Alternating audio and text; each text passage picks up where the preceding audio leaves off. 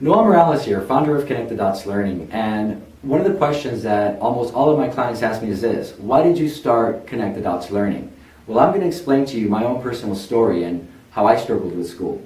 When I was in elementary school, I used to stutter so much. I mean, every single word that came out of my mouth was a stammer. And growing up, especially in elementary school, but then it got worse during middle school and in high school, because at that time, you know, hanging out with your friends, being cool, all those things that teenagers do, you know, it really had an impact on my self-esteem. Because when I would be in my classroom and I would read, I would stammer a lot, and the teachers knew that, and I knew that, and everybody knew that, and everybody tried to be as sensitive as they could. But regardless, what I felt inside just was too painful for me. So in elementary school, middle school, and high school, what I would do is every time we would have to read out loud in any class, I would just say to myself and sit down. As I sat down, I would say to myself, "Please, teacher, don't pick me to read. Don't pick me. Please don't pick me to read. Do not pick me to read." And I would just say this over and over and over and over and over again until either the period was over or until that reading time section was over.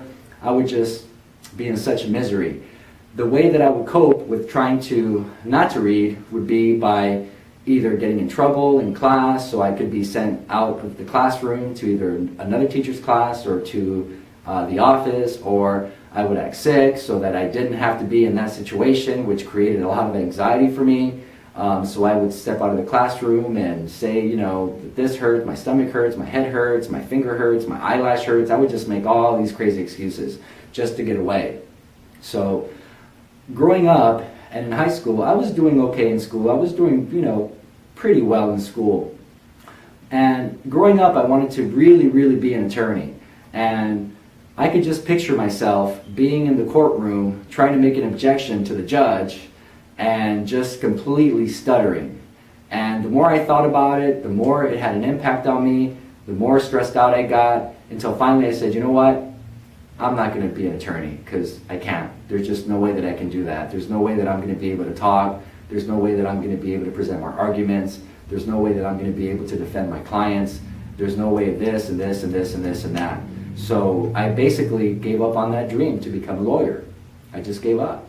And the reason I started the center is because I really want to help children reach their maximum potential. And I don't want them to feel as if they have to give up a dream just because they struggle with reading, or they struggle with writing, or they struggle with math, or they struggle with their speech. I don't want any child to limit themselves like I limited myself. You know, looking back, I wish I could have just said, you know what, I'm going to fight through this, I'm going to get over it, but I didn't. And I really want every child to make their dreams come true. I want them to be able to be whatever they want to be, and I want to be there, and my team wants to be there to support them so that they can reach their goals, they can reach their maximum potential, and so they can feel confident and feel good about themselves, because I certainly didn't.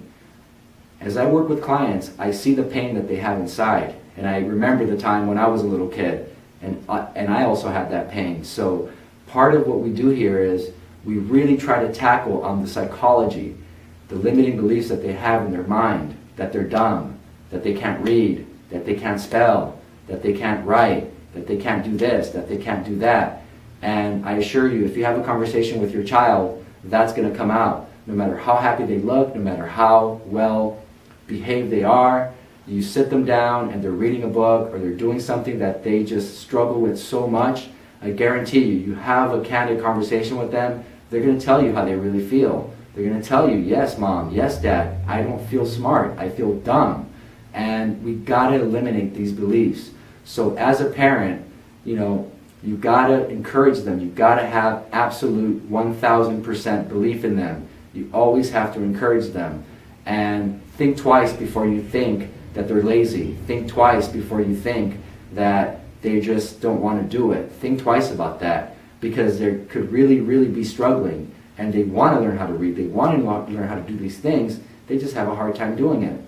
So please, encourage them, have belief in them, and when they come to the center, we'll do the rest. We'll continue to tackle that self-esteem. We'll help them regain that self-esteem back, that academic self-esteem, and then they're going to flourish.